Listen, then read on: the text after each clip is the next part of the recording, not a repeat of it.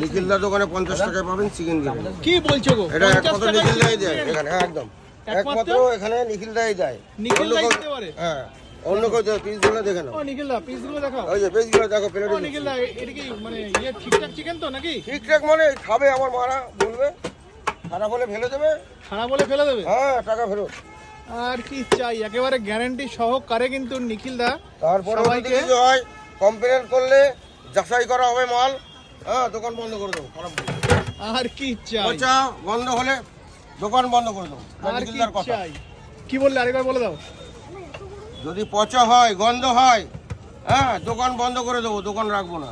আর কি চাই, এরকম বড় কথা বলে মনে হয় না স্টেশনের উপর কোনো দোকানদার বিরিয়ানি বিক্রি করে।